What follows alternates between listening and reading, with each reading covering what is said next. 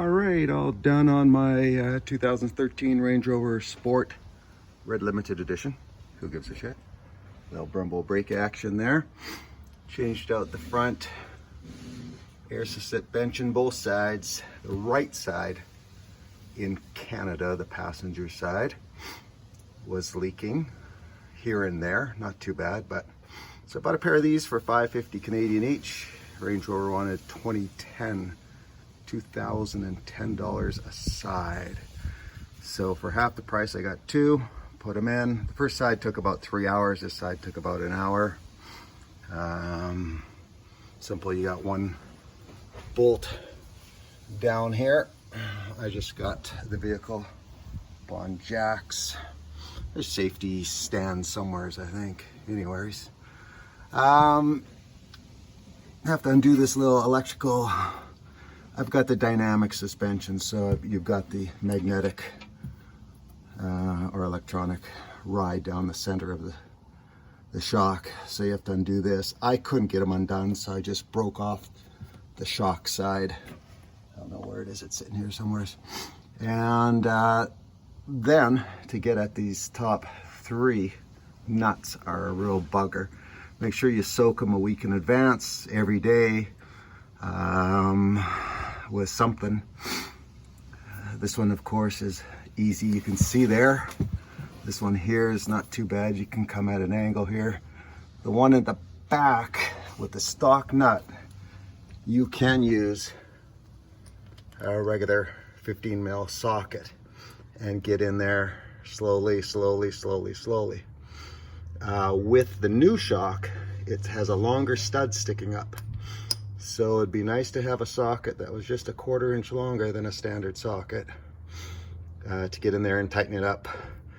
But I was able to get it in there with this 15 mil ratchet this time. The other side I couldn't. So I used an offset 15 mil. But it's got to be long enough, otherwise you're going to hit up. I'll just drop my wrenches. Yeah, wow. Didn't mean to do that. Sorry, guys, but you can see the angle and you're running into everything. So when you're back there on that third nut, which you can't see because that electronic dynamic damping item is in the way, and it is bigger and taller on the Arnott aftermarket shock. It's almost useless to get this one in on this side. On the other side, yes. Left-hand side, my driver's side in Canada, yeah. But otherwise, I was able to get the old ratchetaroo on there and give her 112 foot-pounds of torque. And I even did the back one just somehow and just, sorry, with the camera, 2 ratchets at a time.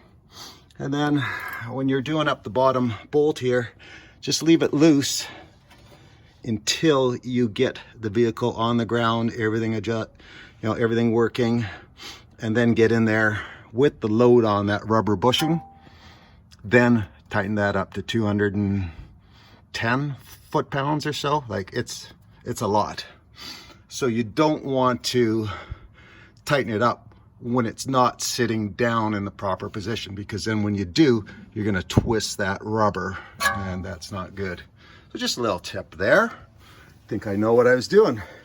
All right, I put my winter tires back on that I run 365 days of the year, because that's how crazy I am. Saving my summer rims for another year, I don't know when. So that's the deal there.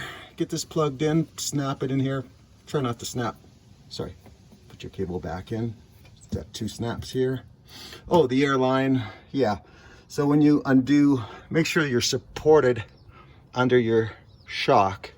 I use some foam pieces so that when you undo the top bolts, oh man, this is getting a long video.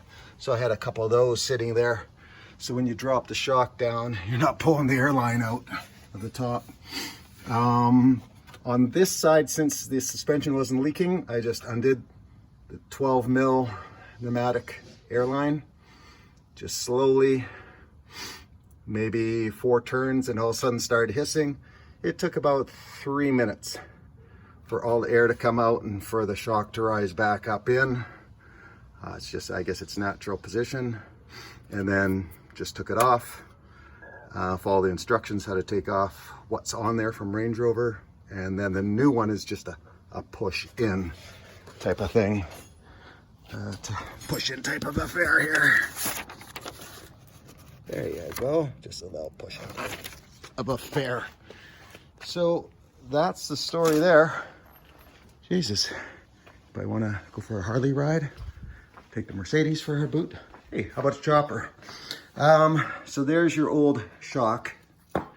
Hope I'm not flipping this thing. So you see it has a smaller top on it, so it's a little easier to get to that back. Smaller studs. This one was good, but I thought may as well change them both at the same time. All right, time to button up and then go for a ride on the 17 CBO Street Glide. Over and out. Trev.